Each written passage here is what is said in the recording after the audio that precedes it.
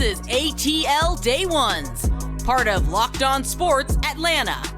And it starts now.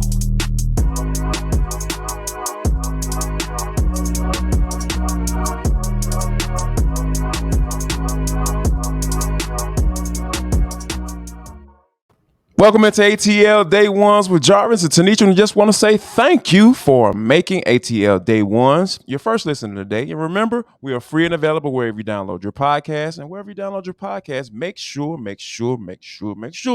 that you leave us a 5-star review. We really appreciate you in advance.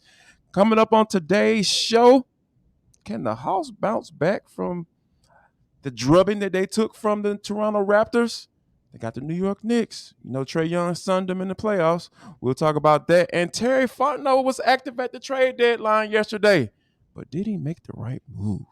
And last but not least, and for the culture, I never thought this dude would bounce back this fast. But before we get to all that, like I said, T, the Hawks are taking on the New York Knicks tonight. And I think one of the things that I think both of us want to see, I definitely want to speak for you, but I think the one thing that I want to see is to get the guys that we know. Trae Young is starting to heat up. We know Dejounte Murray is doing his thing. I'm not concerned about him, but I think the guys that I'm concerned about and I'm looking for a bounce back game from are guys like Clint Capella, John Collins, and DeAndre Hunter. But you have to have concern about Trae because he's part of the reason that they need a bounce back. When the ball is being facilitated through him and he has almost half the turnovers for the team, there's a piece there that has to be addressed. And that is something I'm sure he's been working on the offseason, And I'm sure as time goes on, we hope in the rest of the season that we get ready for the switches that we already know are going to come his way. Once he's able to battle his way out of those switches, then he can quickly get the ball to his bigs and allow his bigs to go to work, or he can get Dre involved a little bit more quickly. So I think there is some pressure on him not to just show and prove, because I'll be honest with you, I actually like below 30-point Trae more than I like above 30-point Trae, because below 30-point Trae means that we absolutely have what we need from the rest of the starting five, or to your point, DJ's fine. So really it's the rest, the other starting three. And then I think the other piece there as well, which we've mostly seen DJ be kind of the anchor for the bench mob, since Bogdan Bogdanovic is still out, so we don't have him leading that second unit. But when Trae is in there, I think there will be a great opportunity as well, if Onyeka Okongwu can go as an example, for him to kind of hit his stride back and be a little bit more effective as far as like pick and rolls and that sort of thing, and lob city and all that. So I don't know. I'm going to kind of put this back on Trae to say, hey, Trae, I know you want to have a bounce back game in some critical areas so that the rest of the team can bounce back accordingly. You know what? I'm with you. I'm with you on that, because I think that in order for the guys that I mentioned to get going, Trae has to kind of take a step back, right? Because at the end of the day, I think Trae need to understand who he is, right? He's a superstar. And a lot of times what we talked about with superstars and getting their teammates involved and all that stuff, you got to get those guys involved first, because we know you can get yours. You know you can pick and choose and win your spots. We know you can get to the lane when as pretty much as you please when things are going right and when your guys are performing. So I think that's going to open things up. That's why they're out there, because they can help you out to spread the floor and not necessarily those solo guys won't be able to trap you and get that ball out of your hand and start switching everything up. So I think there are a lot of interesting dynamics when it comes to Trae picking and choosing his spots. And I think that will be a big key tonight against the New York Knicks. And I think that another guy that I was kind of a guy a little concerned about, I get concerned about Julius Randle, at least in the regular season. Playoffs, not so much. But when it comes to the regular season, Julius Randle can go off from time to time. And that's why I say I think that from a defensive standpoint, I think he's the guy that you have to have your eye on, along with Jalen Brunson. Yeah, that guy, and whoever that X guy is about 11 seats down on the bench, watch for him too, because he's probably going to go to the perimeter and attempt. He probably circled this game on the calendar. Oh, he did. Look, he and Cam Reddish. I saw that Cam Reddish was still listed as questionable, along with Quentin Grimes, as far as the most recent injury report from the NBA that was released. So yeah, that's another guy who I think probably has this game circled, because I'm sure he wants to give a little bit of payback to his old team if he's actually a go. Yeah, no doubt about it. We would definitely be keeping an eye on that game as they tip off in New York, and the Hawks. I was about to say the Falcons. Bring their road trip to a close. Hopefully, they're 4-3 right now, so Yeah. hopefully 5-3. Tip is at 7:40 at Madison Square Garden. Now, T, speaking of just kind of making sure getting some get back, I think I was pretty pleased when I came across this story. Right, Max Fried and Dansby Swanson for the Atlanta Braves got recognized as some pretty good defensive players. And Dansby Swanson finally gets his Gold Glove. Now this is the Yes. third straight, I think, for Max Fried from a Mhm. Gold Glove standpoint. So it's really cool to see Dansby finally get one because we all know and we're clamoring for him to get one last year, but it's pretty cool to see him finally get his And my just due. first thought was, boy, that's one more notch in the agent's belt for negotiations. They just racking up. I said advantage, Dansby. Advantage, But Dansby. yeah, it's exciting because, like you said, he deserved it. Remember, in the postseason, we saw that amazing catch from Austin Riley, who, of course, was a Gold Glove finalist, and then Dansby Swanson as well. And it was like, oh my goodness, 1A and 1B as far as like play of the game, right? So yeah, Right. just exciting to see what those guys are able to do, and even Michael Harris II getting a nomination nod, and Travis Darno as well. But yeah, congratulations to Max Fried for doing it 3 straight. I mean, that's something that we don't want to look over because he really is a pitcher that prides himself on playing defense and actually doing a little something at the plate, even for all things considered. But congrats to Dansby. And yeah, negotiations just got ratcheted up. You know what, T? And that's what concerns me, right? Because when you think Right. about it, I'm just Yes, goes like the back to what you said. more and more You these called things it. start to stack up, and you look at Yeah. him having his best season, Yeah. and just being that guy and being just a total guy, like as valuable as let's just throw the baseball stuff out of the way, right? Throw that Right. out the window right now, and just look at how valuable he is in that locker room. You don't think teams value that? Bringing that Right. into their locker room, like, Mhm. man, you talking about somebody stable, somebody that's Right. a leader, And and still he's balling out useful. yeah, and then he's productive, and he's just the quintessential example of what a face of the franchise is supposed to be. Yeah. Yeah, like I think his stock is just flying up right now, and I think that the Braves are going to have a hard time getting him under contract. I hope they do. I'm not Right. saying that I want him to leave. Right. However, I'm trying to look at the facts and kind of say, all right, he got a World Series and he was Mhm. able to do his thing and get paid. Man, that's all I care about when it comes to professional athletes. Get your Mhm. money and get a little winning in as well. Now, Yes. speaking of winning, uh, Georgia is undefeated. They had lost a game, but last night they college football playoff rankings came out and they sitting at number 3 behind Ohio State and Tennessee. And when you think about those rankings, and then that Clemson comes in at 4, Mhm. which is a little questionable because the ACC is a little weak sauce this year, and Uh-huh. then Michigan at 5, Alabama at 6, number 7 TCU. I don't know about you, but 3 teams in the top 7 from the SEC. Ooh, I don't know if the college football playoffs know what they're doing with this one, T. Oh, they do? Oh, yeah, they do. Come on now. Come on now. Because think about it. Look who they allowed to scratch and claw their way into the top 6, which is that's really where the conversation begins Right, in exactly. terms of Yep. who's going to ultimately get in the top 4, right? Exactly. Mm-hmm. TCU, congrats on your 8-0, but guess what? Alabama 7-1 is always going to be stronger because of the very Indeed. point that you just made, Jarvis, which is regardless of whether Tennessee landed at 1 and Georgia landed at 3, you still have 3 SEC teams in the top 6. And that tells you that really the college football playoff is still saying that's your strongest. Now, I agree with you as well. I was very intrigued by the fact that Clemson got in maybe a little bit ahead of Michigan. Right. That was interesting because I do think Yeah. Big Ten competition They've been would wrecking shop, so yeah. yes, Mm-hmm. Big Ten competition can definitely be ratcheted up. I think was it Michigan did kind of a number on Penn State, was it Right. Yeah. most Mm-hmm. recently? So Yeah. yeah, that one probably shocked me maybe even a bit more. But I think in terms of Tennessee and Georgia, it's sort of It was the Ohio State that smacked up Penn State towards right. the I'm end. sorry. Yes, Ohio Yeah. State smacked up Yeah. Penn State, but that Mhm. actually goes to my point of how good was Penn State looking a couple weeks ago, Right. and that's Yeah. the Big Ten. The Big Ten actually has some stiffer competition than the ACC, to your point. And I think, too, when I look at Tennessee and Georgia, a lot of times it's the recency effect. So while they ended up smoking Florida, they didn't smoke them in that third quarter. And sometimes when you see those chinks in the armor, coupled with the fact that there have been a few little questionable hiccups here and there for Georgia, whereas Tennessee just keeps on like getting stronger and stronger. And you've now got Herndon Hooker in the conversation as a Heisman candidate. I The don't leader in some people's I can eyes, see, right? Yeah. there you go. I can see why they went in that direction. And then, okay, this is going to be a Jarvis Davis special. Okay. I think it was a little hashtag petty myself. I'm just saying.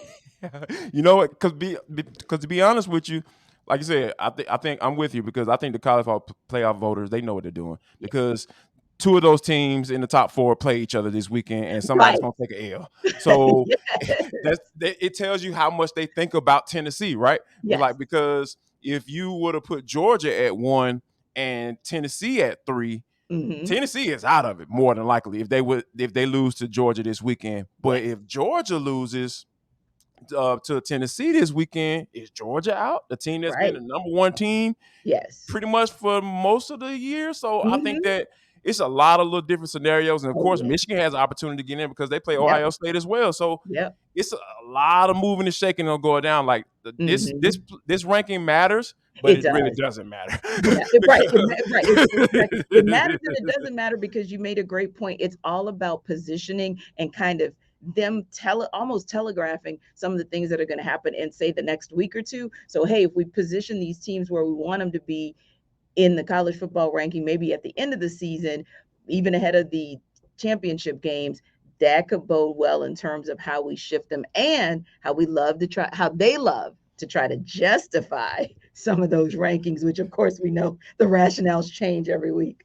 No doubt about it. Now, T, I think that, Terry Fontenot was a lot busier than a lot of people thought he would be at the trade deadline yesterday, but we're going to have a conversation about whether or not he made the right move. But before we do that, we got to talk about betonline.net. It is the fastest and easiest way to check in on all your betting needs, find all your favorite sports and events at the number one online source for odds, lines, and games. T, I'm sitting up here looking at this website, right? So I'm checking things out, trying to see what's going on. How about this? Los Angeles Chargers are favored by 3 points to beat the Atlanta Falcons. I'm chilling. I'm sitting up here like, all right, okay. So Justin Herbert, yeah, he's really good. But he's struggling this year. And then you got Mike Williams, he's out. Keenan Allen, he's been in and out mostly throughout this year. So they got Austin Eckler. All right, I'm like, okay, trying to figure some things out here. So if you're trying to figure things out like me, I need you to go to betonline.net because they're going to give you all the information that you need in order to make the right decision so you can make some bread, because BetOnline continues to be the top online source for all your sports wagering information, for live in-game betting, scores, and podcasts. You guys listen to us for all your information in regards to Atlanta sports. Y'all listen to our podcast every day. If you don't, you're missing out. All right, but what you need to do for betting, go to BetOnline. They have all podcasts giving you all the information you need. So head to BetOnline today or use your mobile device to learn more about the action happening today, because BetOnline is where the game starts. And as you guys can see, Jarvis and I are thoroughly shocked at how the Chargers are 3-point favorites when aren't they playing this game in the bins with a team that just keeps figuring out ways to win?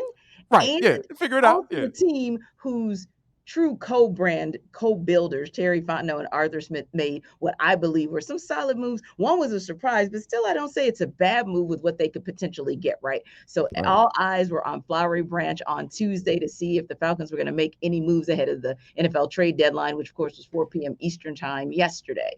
Now we get all the way through the afternoon, and then all of a sudden it starts the flurry for all of the teams, right? And so you're checking it out, and then you see a little flurry for the Falcons. You see that the Falcons actually went and did a little something. We know that they needed some help at corner, so they went out and got Rashad Fenton from the Chiefs, and we also know that, well, this was a little bit interesting, so I definitely want to hear your take on that. Yes, Dean Marlowe did some questionable things at safety, but hey, I mean, to say the least. Right. But we know also, right, but hey, dude might be winning because he's on his way to Buffalo. But that could also indicate for us that Jalen Hawkins is maybe on his way back. And then this was a little bit of a surprise. We knew that the Falcons, well, we pretty much knew that the Falcons would probably move on from Cal Ridley. But of course, I think most of us thought they would move on from Rid at the end of the season. But in a little twist, they decided to send him over to the Jaguars because they could potentially have as high as a second round pick in the 2024 draft. There's, some conditional picks there. So Right. let's break that down. Let's go first with Rashad Fenton, because you and I both said that we thought no move or a minor move would be perfectly okay, especially if it was a veteran corner. And so they get Rashad Fenton from the Chiefs. Feels like a solid move to me. No doubt about it, and it was a smart move because you taking a look at your roster and the guys that you have playing, the guys who are getting playing time right now as guys are out, and I think that corner was definitely a position of need, right? Yes. If for the right fit, and I think that Rashad Fenton is that guy. He's a guy who's a veteran in the NFL. Yes. He's a guy that has had, I think he had 5 starts this year, and he's a guy that a lot of people say, okay, so why are they getting rid of this guy? So I started doing a little research. So they have Kansas City has a lot of young guys that are playing this year that they really like. So, and they want to get those guys more playing time. So Rashad Fenton was the last man out, right? So first man in, last man out. So I think that that's one of the things that you have to pay attention to when teams make these deals. And I think that it mutually benefited both teams. So when you have a guy like Fenton coming in, he's a guy that you can go in and you can start and say, hey, I know what I'm getting with this guy, and he's a guy that can come in and play some different type of schemes for you for as far as DNPs go, because we know he likes to play multiple, likes to play man, likes to play zone. Now Fenton struggles in the zone and the man a little bit, but there's a lot of other guys that struggle in that department as well on this team. So I think DNPs will find a way for him to make fit and be a solid contributor to this defense. And of course, Dean Marlowe, we are looking at the back of his jersey because he's headed out the door and to the Bills. But we saw a lot of the back of his jersey when really we should have seen the front of his jersey, because we should have seen his head turn around to try to defend the ball. Unfortunately, we didn't see that enough this fall. So he is headed up north. But again, I can see where that move would have been made, and I think that was a solid move as well. I don't think the Falcons lost anything there.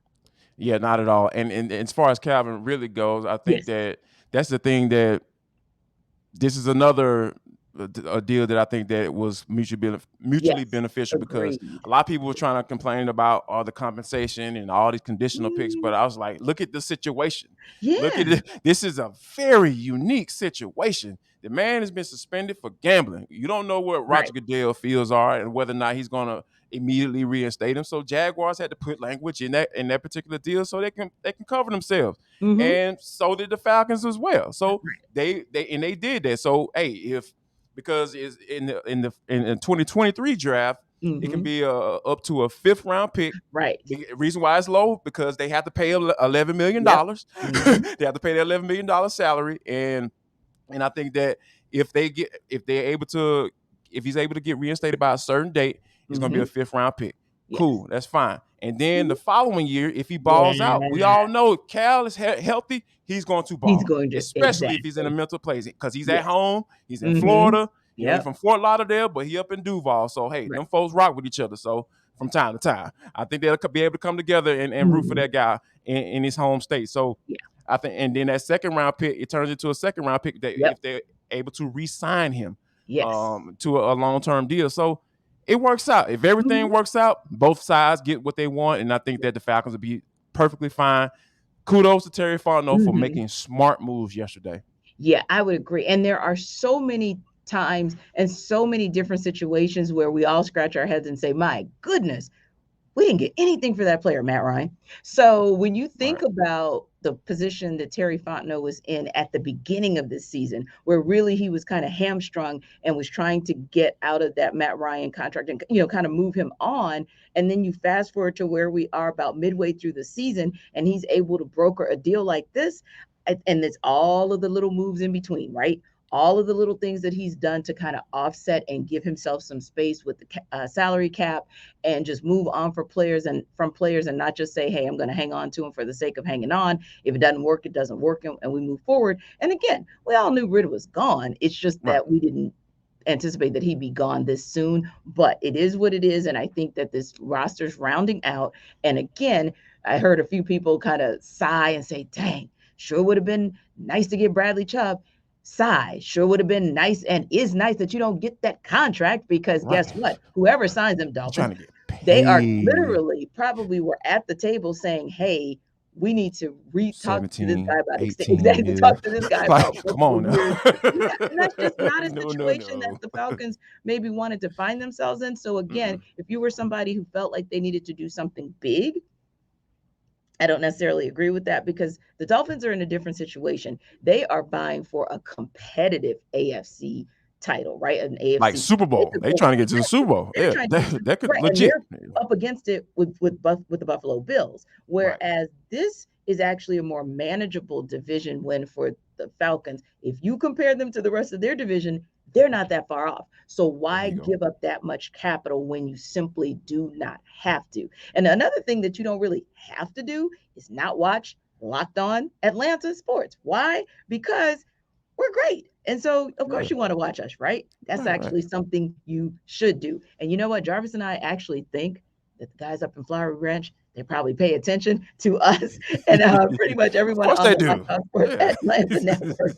So again, do like the Falcons do and listen to us. But of course, your next listen should be to check out Locked On Sports, the podcast. It's the biggest stories of the day. And you have to know that not just yesterday, but today and probably for the rest of the week, they're going to be reacting to some of these bombshell monster trades that have gone on in the last, not just 24 hours, but even the days leading up to the trade deadline. They're going to give instant reaction. And then, of course, big game recaps. So whether that's a Sunday game or a Monday game, you're going to hear it from these guys talking about the biggest and the best in the league.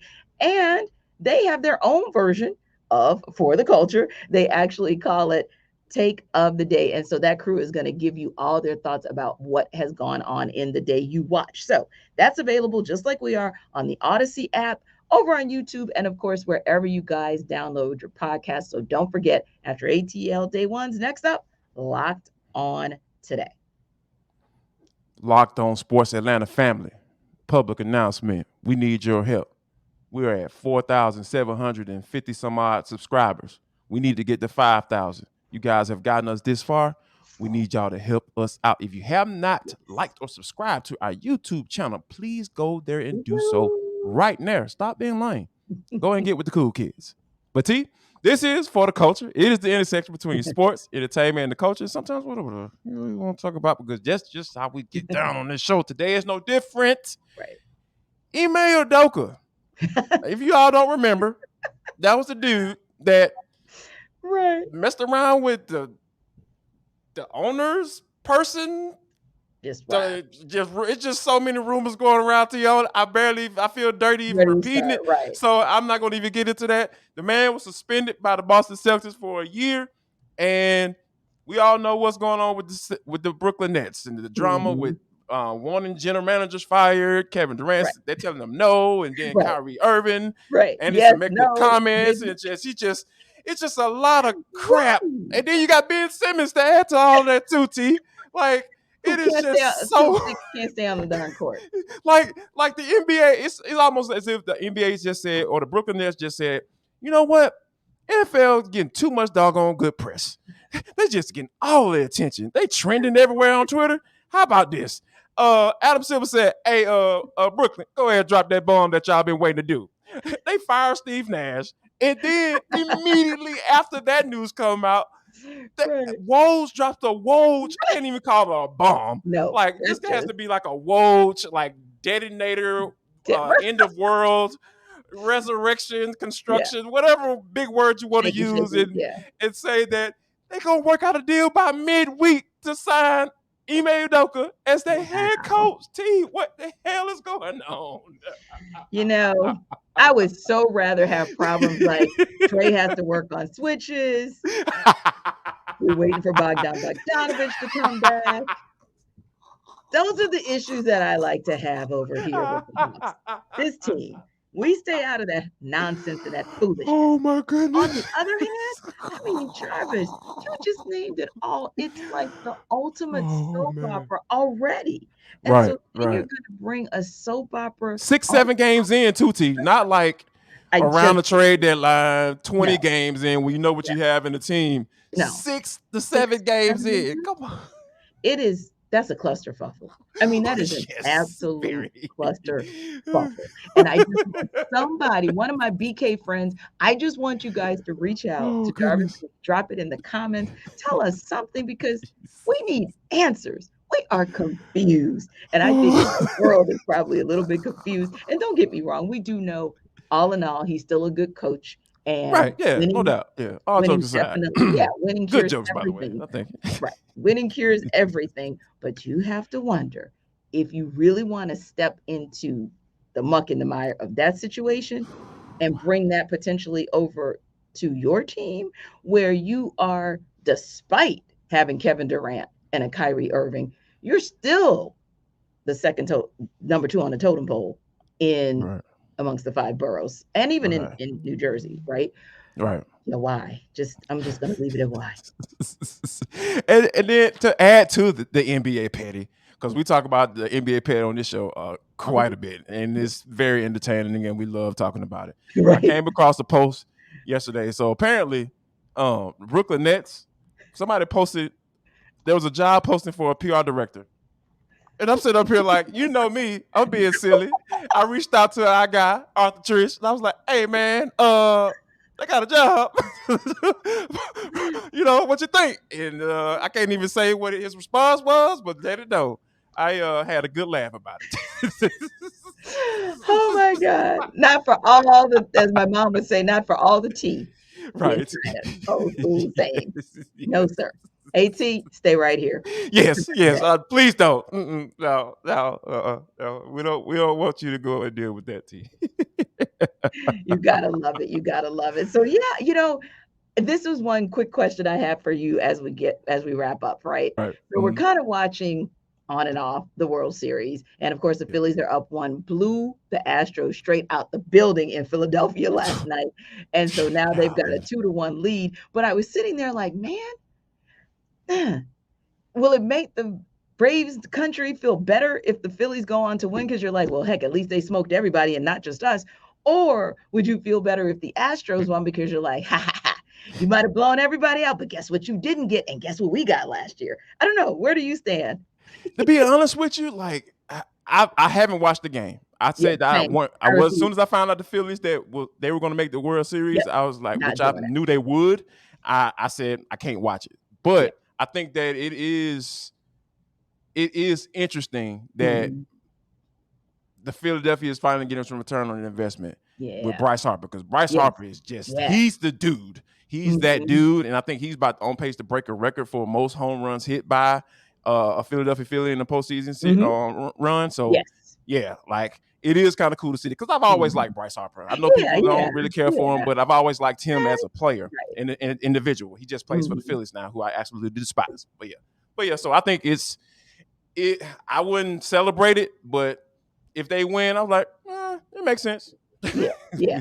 And right. And it's one of those things where I like Dusty Baker as a manager, so I wouldn't Love mind Dusty, seeing him man. get Love a Dusty. World Series title. But you all know I do hate on Houston all day, every day, and the Astros will be no different. So I guess by default, that kind of means I'll be okay with the Phillies and be okay with the Braves country being able to say, hey, at least they blew out everybody and not just us. So Right. listen, guys, we are so always excited to talk each and every day to you guys about anything on the sports scene here in Atlanta. So as we get more information and kind of hear more rationale about what the Falcons are doing, definitely we'll bring it to you. And of course, hopefully a win from the Hawks to wrap up their road trip. But it won't come from me. It will actually come from a myriad of guests who are going to be joining Jarvis over the next week, because your girl is about to go get her hair did, about to go get her nails did, and about to go home. So guys, I am headed That's a to New wrap. Orleans for homecoming. So I'm going to tap out, and you guys have an awesome time with Jarvis and our amazing guests. And real quick shout out to Roddy White. Happy birthday to the Falcons legend. Hot Rod. Y'all make sure y'all come back. I know Tenitra. I know y'all love Tenitra, but please come back. I'm still gonna be here. He will.